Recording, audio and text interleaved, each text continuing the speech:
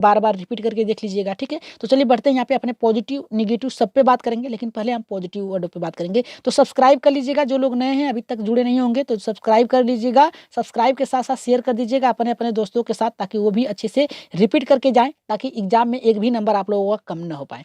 तो बात करेंगे यहाँ पे पहले हम लोग यहाँ पे बच्चों के दृष्टिकोण को सम्मान देना। ऑप्शन में जहां पर भी आप लोगों को नजर आए कि बच्चों के दृष्टिकोण को सम्मान देना, वो तुरंत आपका ऑप्शन सही होगा। दूसरा हमारा कह रहा है यहाँ पे क्षेत्र भ्रमण या शैक्षणिक भ्रमण पे ले जाना। बालकों को जितना भी क्षेत्र भ्रमण पे ले जाएंगे वो बालक क्या करेंगे, अवलोकन के माध्यम से देखेंगे और जो ज्ञान प्राप्त होगा वो उनका अस्थाई होगा, याद रखिएगा, ठीक है। तो यहाँ पे बच्चों के यहाँ पे दृष्टिकोण को सम्मान देना एक शिक्षक के लिए कर्तव्य होगा। दूसरा यहाँ पे क्षेत्र भ्रमण या शैक्षिक भ्रमण पे ले जाना, ताकि बालक उसे देखकर अवलोकन कर सकें, और अवलोकन के माध्यम से जब वो ज्ञान प्राप्त करेंगे तो उनका ज्ञान जो होगा अस्थाई होगा, ठीक है। इतना आप लोगों को देखना है। दूसरा यहाँ पे करा है कि रुचि उत्पन्न करना। बालकों में जितना भी हो सके बाल शिक्षक के द्वारा रुचि उत्पन्न करने का अगर कहीं भी प्रयोग हो रहा है ऑप्शन में, तो वो ऑप्शन आपका क्या होगा, सही होगा। और यहाँ पे पोर्टफोलियो नजर आए, बालक की क्रमिक जांच करना, रिपोर्ट तैयार करना, ये किसके अंतर्गत आएगा, पोर्टफोलियो के अंतर्गत आएगा। बालक का कितना विकास हुआ है, कितना मूल्यांकन करना है, यानी सब पक्षों का जो आपका आएगा ये पोर्टफोलियो में होता है। और यहाँ पे इंद्रियों का प्रयोग करना, अधिक से अधिक क्या करेंगे आप, इंद्रियों का प्रयोग करने वाला ऑप्शन ढूंढेंगे। जहां पर बालक के सभी इंद्रियों को प्रयोग करने की बात कही गई हो, वो ऑप्शन आपका एकदम सही होगा। उदाहरण प्रयोग करना, याद रखिएगा, उदाहरण का प्रयोग करना, श्रव्य दृश्य सामग्री का प्रयोग करना। उदाहरण का मतलब होता है आपका आगमन, जहां पर भी नजर आए, आगमन या फिर उदाहरण, ये प्रयोग देखिए जहां पर भी प्रयोग करने की बात किया जाए, याद रखिएगा, वो भाषा प्रयोग हो गया, उदाहरण प्रयोग हो गया, श्रव्य दृश्य सामग्रियों का प्रयोग हो गया। ये आपको ऑप्शन क्या ढूंढना है, अगर आपको नहीं आ रहा है तो तुरंत क्या करिएगा, आप ऐसे शब्द ढूंढिएगा जो आपको लगे कि ये पॉजिटिव है, ठीक है। तो आपको क्या क्या ढूंढना है, याद रखिएगा, बालक के बच्चों के दृष्टिकोण को सम्मान देना, शैक्षणिक भ्रमण पे ले जाना, अवलोकन पे ले जाना। अवलोकन के माध्यम से क्या होता है, बालक का ज्ञान जो होता है अस्थायी होता है। रुचि उत्पन्न करने वाला ऑप्शन सही होगा, पोर्टफोलियो आपका सही होगा। इंद्रियों का प्रयोग करना, उदाहरण प्रयोग करना, श्रव्य दृश्य सामग्रियों का प्रयोग करना समावेशी कक्षा में, ठीक है। तो ये आपका सही होगा। आगे बढ़ रहे हैं, यहाँ पे देखते हैं नेक्स्ट हमारा क्या कह रहा है। आप बता दें कि लंबी चलने वाली है क्लास आपकी, इसलिए फास्ट तरीके से रिवीजन कराया जाएगा, क्योंकि आप लोग पहले इन सबको कर चुके हैं, ठीक है। तो क्या करेगा, क्या करा जाएगा यहाँ पे आप लोगों के माध्यम से, क्या आप लोग कितने अच्छे से सीख रहे हैं, एक बार रिपीट कर लेंगे तो अच्छे से आप क्या करेंगे, इसे जान सकेंगे। तो बात करेंगे यहाँ पे कक्षा में विविध प्रकार के सामान यहाँ पे कराए प्रकृति की खोज। याद रखिएगा, कक्षा में वातावरण के साथ जोड़कर बालकों को पढ़ाने वाला ऑप्शन नजर आए तो याद रखिएगा वो आपका ऑप्शन सही होगा। फिर इसके बाद कराए जानकारी एकत्रित करना। याद रखिएगा, बालकों को स्वतः ही जानकारी एकत्रित करने के लिए प्रोत्साहित करें। अगर ऐसा वातावरण आपको मिलता है यहाँ पे प्रश्न में, तो आपका सही होगा। दूसरा हमारा क्या रहा है कि स्कूल जीवन के साथ साथ बाहरी वातावरण के साथ जोड़ के पढ़ाना। याद रखिएगा, कक्षा में जो पढ़ाया जा रहा है उसे बालक के बाहरी जीवन के साथ जोड़कर पढ़ाने वाला ऑप्शन अगर नजर में आए आपको, तो वो भी आपका सही होगा। सक्रिय अधिगम, यानी बालकों को स्वतः ही सीखने के लिए प्रेरित करना अगर ऑप्शन में है, सक्रिय जहां पर नजर आ जाए, समझ लीजिएगा वो ऑप्शन आपका 100% सही है, ठीक है, पॉजिटिव के आधार पर। यहाँ पर कह रहा मानचित्रांकन, यानी बालकों को क्या करना है, उनके परिवेश के साथ जोड़कर गतिविधियों को जोड़कर उनके मानचित्रण करना, यानी तर्क विकसित करने की अगर ऑप्शन है यहाँ पे मानचित्रांकन अगर आ जाए चित्र पढ़ाने वाले मानचित्र में, तो आपका सही होगा, ठीक है। यहाँ पे करा कि दिशा ज्ञान सापेक्ष स्थिति अगर आ जाए, यानी मानचित्र के आधार पे प्रश्न पूछता है तो आपको मानचित्रांकन खोजना है। दूसरा दिशा ज्ञान सापेक्ष स्थिति, इसको भी खोजना है। याद रखिएगा, स्पीड ज्यादा हमारी है इसलिए क्योंकि लंबी चलने वाली है, आप लोगों को बस समझते हुए चलना है, क्योंकि यह क्लास आप लोग पहले कर चुके हैं। प्रकरण में अंतर्निहित गतिविधियों को यहाँ पे क्या करना है, गतिविधि आधारित शिक्षण करना है। याद रखिएगा, जिज्ञासा उत्पन्न करना है। ऑप्शन में इतना आपको खोजना है, क्या करना है, कक्षा में विविधता सम्मान, यानी सभी बालकों का सम्मान करना होना चाहिए। प्रकृति की खोज होना चाहिए, बालकों के साथ यानी प्रकृति यानी उनके वातावरण के साथ जोड़कर पढ़ना चाहिए। जानकारी एकत्रित करने के लिए बालक को स्वतः ही प्रेरित करना चाहिए। स्कूली जीवन के साथ साथ बाहरी वातावरण के साथ जोड़कर पढ़ाना है। यहाँ पे सक्रिय अधिगम प्राप्त कराना है, मानचित्रांकन करना है, या फिर दिशा सापेक्ष स्थिति खोजना है आपको ऑप्शन में। अगर चित्रांकन की बात हो रही है तो प्रकरण में अंतर्निहित गतिविधि यानी करके सीखने पर अधिक से अधिक बल देना चाहिए। और गतिविधि आधारित शिक्षण यानी खेल कूद के माध्यम से क्या होना चाहिए, बालकों को सिखाना चाहिए। और जिज्ञासा उत्पन्न करने वाली शिक्षण विधियों का प्रयोग करना चाहिए, ठीक है। इतना आप लोग समझ गए, तो चलिए आगे बढ़ते हैं। यहाँ पे नेक्स्ट हमारा करा है कि पॉजिटिव वर्ड है ये भी, इसके बाद नेगेटिव पे आगे बढ़ेंगे। क्या करा है, सर्वांगीण विकास, ठीक है। बालक का सर्वांगीण विकास करने वाला आपके पास जहां पर भी ऑप्शन नजर आए तुरंत सही करिएगा, बिना सोचे समझे। करके सीखने वाला जहां पर ऑप्शन नजर आए तो उसे भी सही करिएगा, क्योंकि करके सीखने से बालक में रुचि उत्पन्न होगी, यानी भाषा का विकास होगा।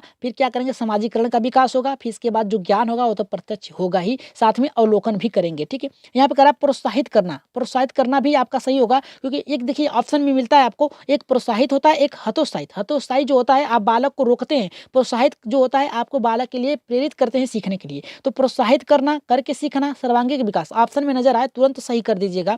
फिर यहाँ पे करा है कि जिज्ञासा उत्पन्न करना, बालकों में जिज्ञासा उत्पन्न करेंगे तभी वो सीखने के लिए क्या होंगे, अग्रसित होंगे, ये भी आपको खोजना है। फिर इसके बाद हस्तपरक अनुभव, यानी बालकों को करके सीखने वाला अगर ऑप्शन नजर आ रहा है आपको, ठीक है, प्रश्न में, तो वो आपका सही होगा। लगाव, बच्चों के साथ लगाव का भी होना चाहिए, क्योंकि बालक परस्पर अंतःक्रिया करते हैं तो आपसे प्रश्न पूछेंगे। अगर प्रश्न पूछेंगे तो आपको उसकी जिज्ञासा को शांत करने वाला होना चाहिए। तो लगाव भी होना चाहिए शिक्षक छात्र और यहाँ पे पाठ्य पुस्तक से, ठीक है। सभी का सम्मान करना चाहिए, यानी बालक में अनेक, यहाँ पे कक्षा में अनेक प्रकार के बालक आएंगे, अनेक प्रकार की विविधता होगी कक्षा में, समावेशी बालक भी होंगे, तो सबका एक साथ लेके चलना होगा आपको, ठीक है। जैसा भी प्रयोग हो, जैसा भी उनको आवश्यकता है उसके अनुसार चलना, यानी सभी के भाषाओं का सम्मान करने वाला होना चाहिए एक शिक्षक को कर्तव्य, ठीक है। ये ऑप्शन आपको ढूंढना है। अब बात करेंगे निगेटिव में आपको क्या क्या खोजना है, इसे जरा देख लीजिए आप लोग, क्योंकि यहाँ से प्रश्न आपको जरूर मिलेंगे। तो यहाँ पे देखिए क्या करा कि शब्दावली याद करने पर अगर जहाँ पर भी बल दे उसे तुरंत क्या करिए, काट दीजिएगा, आपका निगेटिव है। दूसरा श्यामपट बनवाना, श्यामपट चार्ट बनवाना, ये भी आपका गलत है। व्याख्या देना, किसी पे अधिक से अधिक व्याख्या देने से बालक को नहीं होगा जब तक उसके अर्थों को नहीं समझाएंगे, ठीक है। व्याख्यान देने वाला भी ऑप्शन आपका गलत होगा। भाषण देना ये भी गलत होगा आपका। आनंद आनंद या मजा प्राप्त कराने वाला अगर सब्जेक्ट है तो वो भी गलत है, क्योंकि जो भी सब्जेक्ट होती है, जो भी गतिविधियाँ होती हैं कक्षा में, वो क्या होता है, बालक के तर्क यानी विकसित करने यानी रचनात्मक कार्य वाला होना चाहिए, ठीक है। आनंद और मजा प्राप्त करने वाला नहीं होना चाहिए। उपलब्ध कराना, ठीक है, ये गलत है। यहाँ पे अनुशासन बनाए रखना, अनुशासन बनाए रखना का मतलब है कक्षा में शांति का माहौल होना, ये नहीं होना चाहिए, याद रखिएगा, ठीक है। कक्षा में क्या होना चाहिए, एक गतिविधि आधारित कक्षा होनी चाहिए जिसमें बालक हमेशा कुछ न कुछ करते रहें, यानी गतिविधि आधारित, यानी हस्तपरक होनी चाहिए, प्रश्न पूछने का होना चाहिए, यानी बालक क्या होनी चाहिए, हमेशा कुछ न कुछ करने वाले, गतिविधि आधारित होनी चाहिए कक्षा, ठीक है। यहाँ पे नियंत्रित करना, बालकों को नियंत्रित करना यानी शांत कराना, ये भी आपका ऑप्शन क्या होगा, गलत होगा। अभ्यास कार्य या फिर दत्त कार्य कराना, बालकों से ज़्यादा अभ्यास कार्य करने वाला ऑप्शन भी आपका क्या होगा, गलत होगा। यहाँ पे परीक्षा का आयोजन करना, बार बार परीक्षा का आयोजन नहीं कर सकते हैं आप, क्या कर सकते हैं आप, बालकों में सतत या फिर व्यापक मूल्यांकन के द्वारा ही क्या कर सकते हैं, बालक का आकलन कर सकते हैं, ये भी आपका गलत होगा। ग्रेड, यहाँ पे ग्रेडिंग यानी रैंकिंग, यानी बालकों को बांटने वाला ऑप्शन जहां पर भी नजर आए वो आपका गलत होगा, ठीक है। तो इतना याद रखिएगा, ये ऑप्शन आपका पूरा गलत होगा, टोटल का टोटल गलत होगा, निगेटिव होगा, ठीक है। चलिए आगे बढ़ते हैं। यहाँ पे निगेटिव वर्ड और भी हैं, फिर इसके बाद और भी हमारा सब्जेक्ट है, इसके बाद हम अपने बात करेंगे ईवीएस के, सॉरी यहाँ पे सीडीपी की बात करेंगे, फिर इसके बाद गणित की बात करेंगे। यहाँ पे देखिए क्या कर रहा है हमारा, यहाँ पे कुछ बच्चों को ध्यान केंद्रित करना है, यानी देखिए कुछ बच्चों यानी सबको एक साथ लेके चलना है, कुछ बच्चों को नहीं, केवल शब्द, कुछ शब्द जहां पर आए, केवल, मात्र, सिर्फ, के लिए, ये शब्द जहां पर आपको नजर आए, ठीक है, ये आपका गलत होगा। क्या होगा, गलत होगा, याद रखिएगा, क्या होगा, गलत होगा। यहाँ पे इसके साथ ही क्या कहा है, कंठस्थ या रटना, कंठस्थ या रटने वाला जहां पर भी नजर आए ये भी आपका क्या होगा, गलत होगा। पुरस्कार देना भी बालक में क्या होगा, आपकी गलत होगा। द्वंद्व की भावना यानी एक दूसरे से झगड़ा करने वाला हो, देखिए द्वंद्व की भावना मतलब क्या होता है, आगे निकलने वाला, ये भी कक्षा में नहीं होना चाहिए, याद रखिएगा। ये भी क्या होता है कि बालक में रोष उत्पन्न करता है। दंड या सजा देना, ये भी आपको क्या करना है, रोकना है। ऑप्शन जहां पर भी नजर आए तुरंत काट दीजिएगा। समस्या बोझ, याद रखिएगा, समस्या और बोझ जहां पर भी नजर आए, ठीक है, ये गलत होगा ऑप्शन। हतोत्साहित, देखिए वहां पे प्रोत्साहित था, यहाँ पे हतोत्साहित है जो कि आपका निगेटिव है। इन सबको क्या करते चलिएगा, काटते चलिएगा। तो ऑप्शन में आपको क्या क्या ढूंढना है, याद रखिएगा। यहाँ पे कुछ बच्चों पर ध्यान केंद्रित करना, ये आपका ऑप्शन गलत होगा। केवल, मात्र, सिर्फ वाला ऑप्शन भी गलत होगा। के लिए यानी विशेष रूप से बल दे रहा है, ऐसा ऑप्शन भी गलत होगा। कंठस्थ या फिर रटना, ये भी आपका गलत होगा। कंठस्थ में से रटना ही होता है, ठीक है। पुरस्कार शब्द आपका गलत होगा। द्वंद्व की भावना आपकी गलत होगी। दंड या फिर सजा आप नहीं दे सकते, ये भी गलत होगा। समस्या या फिर बोझ, ये भी गलत होगा। हतोत्साहित मतलब होता है रोकना, ये भी ऑप्शन आपका क्या होगा, गलत होगा, ठीक है। इतना आप लोग याद करके जाइएगा, ठीक है। अब बढ़ते हैं यहाँ पे अपने पर्यावरण शिक्षण, ठीक है। यहाँ पे देखिए क्या कह रहा है, पर्यावरण शिक्षण के अंतर्गत क्या आता है। यहाँ पे कह रहा है कि शिक्षण के अंतर्गत, यहाँ पे कह रहा है शिक्षण अंग्रेजी शब्द टीचिंग का हिंदी पर्याय है। शिक्षण देश काल, वातावरण, नैतिक मूल्यों इत्यादि के से प्रभावित होता है, यानी समय समय पर क्या होता है, देश काल, नैतिक मूल्यों और वातावरण के अनुसार क्या होता है, बदलता रहता है, ठीक है। और किस प्रकार से बदलता रहता है, चलिए देख लेते हैं। यहाँ पे देखिए क्या कह रहा है, यहाँ पे ये करा कि शिक्षण परिवर्तनशील है, याद रखिएगा। शिक्षण क्या है, परिवर्तनशील है, याद रखिएगा। राजतंत्रात्मक शिक्षण प्रणाली, यानी इसमें क्या होता है कि बालक के इसमें स्वतंत्र रूप से नहीं होता है, और इसमें जो प्रश्न पूछने का आधार होता है कौन होता है, यहाँ पे शिक्षक होता है, और उसके केंद्र में कौन होता है, शिक्षक होता है। इसका मूल्य कैसा होता है, राजतंत्रात्मक। ये क्या होता है, तानाशाही होता है। इसमें क्या होता है, इसमें जो शिक्षा होती है एकल होती है, यानी किसी एक के द्वारा पूछा जाता है, वो भी शिक्षक के द्वारा, ठीक है। फिर इसके बाद क्या होता है, लोकतंत्रात्मक। इसके केंद्र में कौन होता है, बालक होता है, और इसकी जो इसका जो केंद्र होता है इसमें बालक होता है। और ये शिक्षा कैसी होती है, तो स्वतंत्र होती है। इसमें बालक और शिक्षक दोनों अंतःक्रिया के माध्यम से सीखते हैं। और यहाँ पे हस्तपरक शिक्षण प्रणाली, याद रखिएगा, ये भी ऑप्शन में मिले तो आपका सही होगा, ठीक है। तो ये हस्तपरक शिक्षण प्रणाली क्या होती है, इसमें इसके अंतर्गत क्या होता है, बालक जो होता है स्वतंत्र होकर शिक्षा ग्रहण करता है, जैसे इस समय आप कर रहे होंगे, ठीक है, कहीं ना कहीं कर रहे हैं नेट के माध्यम से। ये आपका हस्तक्षेप रहित प्रणाली, जिसमें आपका कोई भी हस्तक्षेप न करे अपने आवश्यकता अनुसार, ठीक है।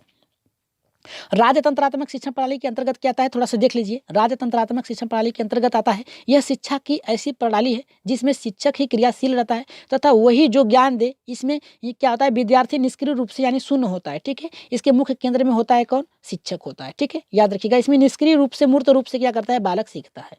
आगे बढ़ रहे हैं यहाँ पे लोकतंत्रात्मक शिक्षण प्रणाली। लोकतंत्रात्मक शिक्षा प्रणाली के अंतर्गत क्या आता है, जरा इसको भी देख लीजिए आप लोग। कह रहा है कि ऐसी शिक्षा प्रणाली जिसमें मानवीय मूल्यों के अंतर्गत ध्यान में रखकर अध्यापक और शिक्षक दोनों स्थान बराबर होता है, यानी दोनों का स्थान क्या होता है, बराबर होता है। और विद्यार्थी जो होता है प्रश्न पूछता है और शिक्षक उत्तर देता है। शिक्षण प्रणाली का मुख्य जो होता है, मुख्य प्रणाली होता है, यानी इसका जो शिक्षण होता है ये मुख्य प्रणाली के अंतर्गत आता है। इसके केंद्र में कौन होता है, छात्र होता है। कौन होता है, छात्र होता है, ठीक है, बालक होता है, ठीक है। चलिए आगे बढ़ते हैं यहाँ पे अपने हस्तपरक शिक्षा प्रणाली पे। इसको भी जरा देख लीजिए आप लोग।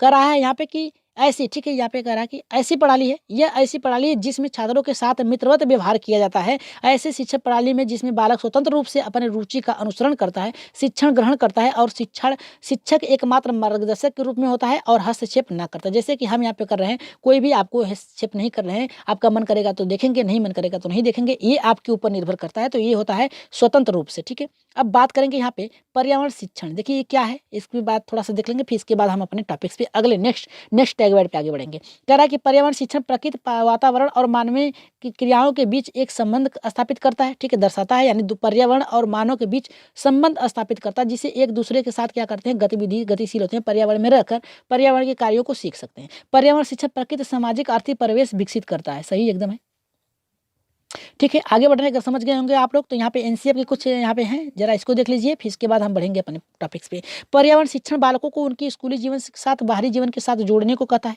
एनसीएफ 2005। दूसरा कह रहा है कि पर्यावरण शिक्षण के द्वारा हम पर्यावरण के संतुलित रख सकते हैं, यानी पर्यावरण का ज्ञान करके हम क्या कर सकते हैं, उसे बचा सकते हैं। पर्यावरण शिक्षण मानव एवं पर्यावरण के संबंध दर्शाता है, यानी दोनों के बीच अंतःक्रिया को दर्शाता है, ये भी सही है। पर्यावरण शिक्षण के द्वारा हम पर्यावरण के घटकों जैसे जैविक, अजैविक यानी भौतिक, यहाँ पे जो जैविक है और भौतिक है, इन सब को क्या कर सकते हैं, जान सकते हैं, ठीक है, आवश्यक जानकारी प्राप्त कर सकते हैं। तो पर्यावरण के द्वारा ही सीख सकते हैं हम।